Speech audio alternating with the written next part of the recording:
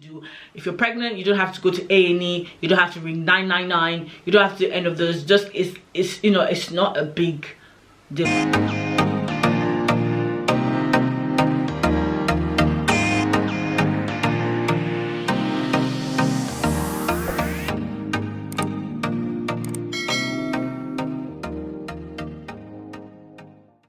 Hello guys, and welcome to my YouTube channel. My name is Flora. I make videos here in the United Kingdom, and I make videos about my life in the United Kingdom and a few other lifestyle related topics. So if you just see my face for the first time, you are welcome. This video is for anyone that is coming to the UK for the very first time and you're pregnant and you don't know what to do, how to go about it, how to get into like the healthcare system, how to get registered, things like that. This video is for you. So at the time that I got pregnant, I was in Scotland. Now Scotland obviously is one of the countries that make up the UK, but I lived in England for a while, and then obviously I moved to Scotland, and I fell pregnant 6 months after I moved to Scotland. Now I'm one person that's always like, when you go to a new area, make sure you register with a GP, make sure you do this, make sure you do that.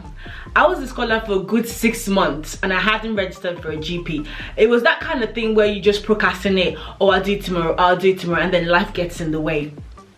I am currently 31 weeks pregnant, and I'm going to tell you guys how I actually got round to getting into the health system to get registered and to have a midwife and things like that. So once you find out that you're pregnant, if you already haven't done this, this is what you need to do straight away. Firstly, you have to register to have a GP. Now, to register to have a GP, it's not rocket science. Literally type on Google GP around my area, put your address or put your postcode, GPs around my area. The nearest one's going to come to you, and you just ring them and say you want to register. All they're going to need from you is a proof of identity, which could be your passport or your driver's license, and a proof of address. Now if you've just moved to the area, you might not have bills that are coming in your name, but you definitely have a tenancy agreement that can also act as a proof of address. You can just say to them, I'm very new to the area, and I don't have a bill yet in my name, but I have my tenancy agreement. It's usually okay. So anyways, if you got your passport, you can just use your passport as a proof of identity, and then you can use your driver's license as a proof of address, because your driver's license, although it has a photo on it, it also has your address on it, so you can use that as a proof of address. Alternatively, you can obviously use a bill. If you have like council tax bill that's coming in your name, or electricity or gas or water bill, a phone bill, telephone bill, whatever, you can use that as a proof of address. So what you do is register. In most GP registration form, they ask you if you're pregnant. The reason why I say this is because I've been in Scotland and the process was the same when I came back to England. Even whilst I was still pregnant, obviously I had to re-register for a new GP because I was in a different area, and all of these questions were similar. So they would ask you things like your name, your date of birth, any past medical histories you've got, are you pregnant? So just fill in the GP registration form and send it in. You have to send it in as soon as possible, because it takes up to 4 weeks for them to actually, in some obviously GP surgeries, it can take up to 4 weeks for them to actually get you registered properly. And if you found out that you're pregnant a bit late, then you know you have to get things done ASAP. Or if maybe at the time you came into this country, you're later in your pregnancy, say you've gone to your, like, I don't know, 30 weeks or something like that, then things have to be done fairly quickly. So after that, once you're registered with the GP, ring them and say to them you would like to get the community midwife's number. Or you can do that. Some GPs will give you that straight away, or some GPs will actually say, I'm going to connect you to I'm going to refer you to the community midwives. But they usually do that if there's like, if they feel like if you've made a concern, say you've made a concern about how you feel in your pregnancy, or if things are not going well, then they can offer to actually make a referral for you on your behalf, make a referral to the community midwives on your behalf. But to be honest, most of the time you'd have to ask for the midwife's number. So you ring the midwife and then you say to them, oh, I am so weeks pregnant, or oh, I've just found out I'm pregnant, and obviously you go from there really. They obviously organize appointments when you see them and things like that. So from there things can go smoothly. Those are the steps I think you need to take. And obviously once you've seen your midwife, you can go from there. Usually they only offer 2 scans in this country. Your first scan, which is your 12-week scan, and then your second scan, which is your 20-week scan. And if there's anything, if during the pregnancy they find out that, oh, maybe they're measuring your tummy and you know it's not the way it's meant to be, and they find some sort of complications in your pregnancy, then they might offer you a further scan.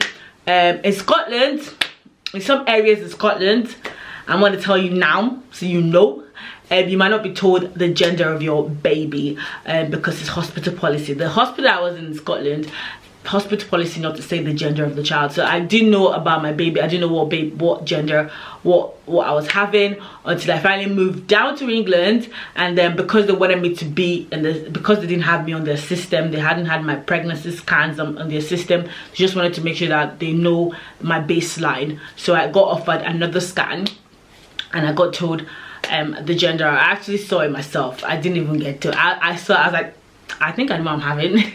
So yes, I hope I haven't forgotten anything in this video, but like that's like a good way to start.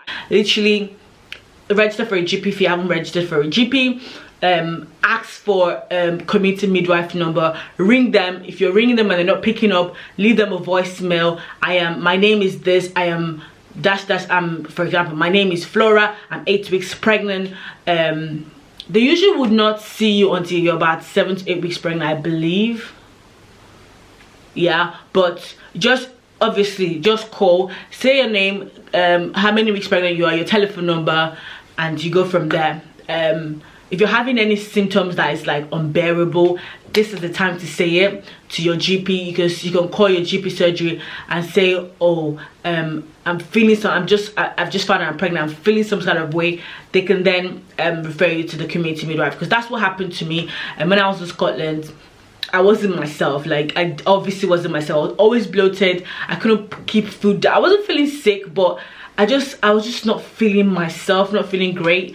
And I just rang the surgeon. I'm like, I am, you know, 8 weeks pregnant, and I'm feeling some type of way. It's you know, I can't explain it, blah blah blah blah. And they obviously referred me to the midwife, and then the midwife called me. If you're pregnant, you don't have to go to A&E, you don't have to ring 999, you don't have to do any of those. Just it's you know, it's not a big deal, except obviously you're feeling some type of way and it's an emergency, then obviously you have to call 999. But if you're just if you just moved into this country for the very first time, there is support, there is help.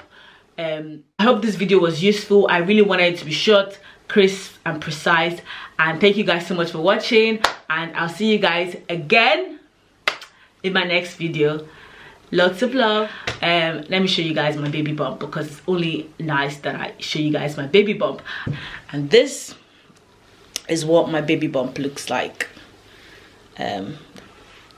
Do care, do care. Hey, Ayofemi, Ayofe. Thank you guys so much for watching, and I'll see you guys again in my next video. Bye.